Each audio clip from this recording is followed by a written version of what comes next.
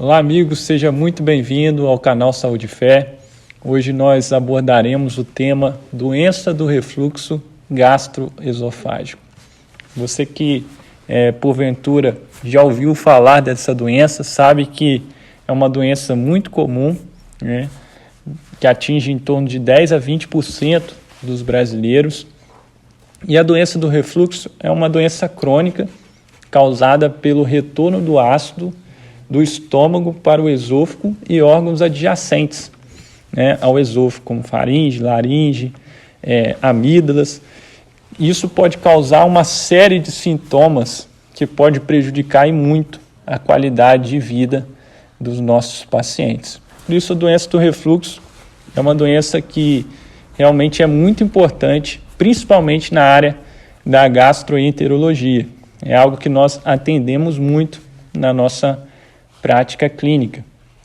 Quais são os sintomas da doença do refluxo? Os sintomas principais são a azia ou pirose, né, que nós chamamos pirose, que é a sensação de queimação na boca do estômago, às vezes subindo para o peito, uma dor às vezes que se confunde com uma dor do infarto.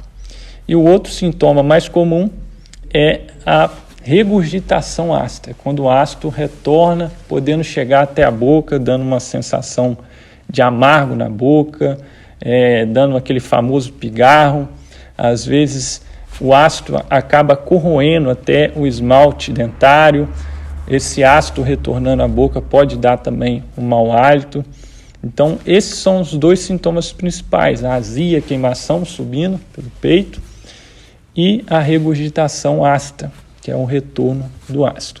Mas podem também acontecer manifestações que nós dissemos que são manifestações atípicas, ou seja, que não são muito comuns, pelo retorno do ácido para órgãos adjacentes, como amidalite, faringite de repetição, laringotraqueites, e até em casos raros, algumas pneumonias por broncoaspiração de ácido. Isso pode acontecer, embora seja raro.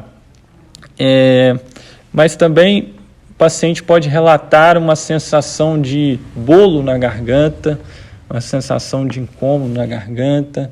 Ele pode relatar, às vezes, uma dor torácica, né, como nós já dissemos, uma dor que se parece com a dor do infarto, uma tosse crônica que não melhora, pode ser uma manifestação também atípica do refluxo, e a apneia do sono, né? Os pacientes às vezes acordam assustados à noite, às vezes pelo refluxo noturno.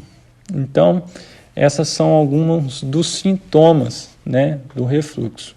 Quais seriam, Dr. Matheus, os fatores de risco para a doença do refluxo? O principal deles, sem dúvida, é a obesidade. A obesidade é um fator de risco muito grande para a doença do refluxo.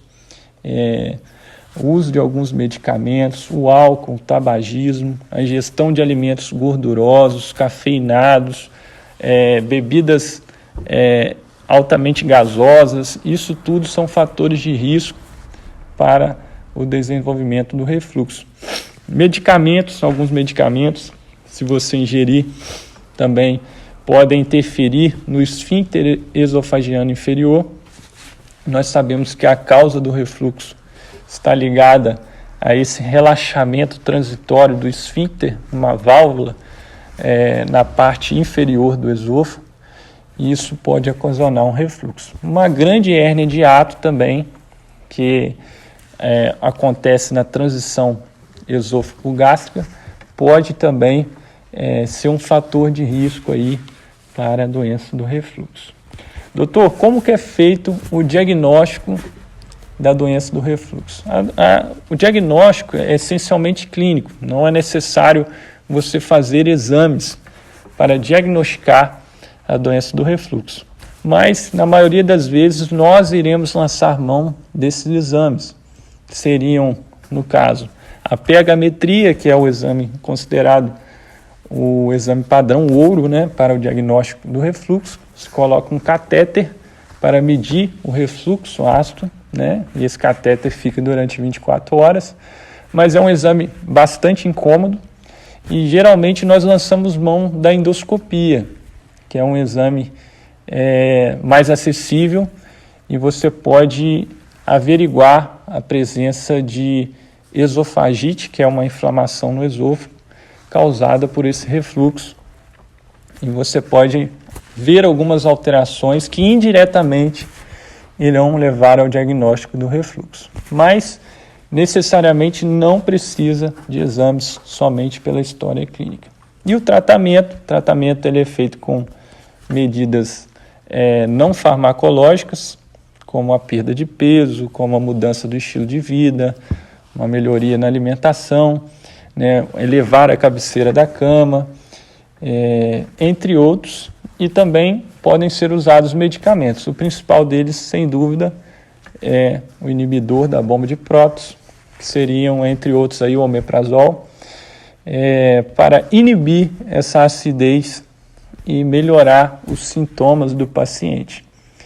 E esses medicamentos podem ser usados, além dos inibidores dessa acidez, podem ser usados os procinéticos, que são medicamentos que empurram o ácido, digamos assim, para baixo, para que não haja esse refluxo.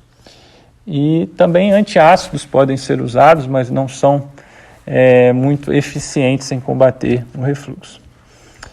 A cirurgia fica reservada para casos que não respondem ao tratamento medicamentoso ou para complicações do refluxo que podem ocorrer, né? Podem ocorrer estenoses, podem ocorrer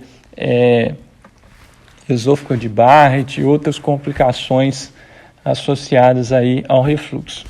Mas, em geral, é uma doença que é passível de tratamento aí, sem maiores complicações. Então, se você apresenta algum desses sintomas, se você tem sido incomodado aí por essas alterações que nós falamos aqui, que você procure o seu gastroenterologista, que é o médico que irá tratar esse tipo de doença. Que Deus possa estar te abençoando e até a próxima, se Deus quiser.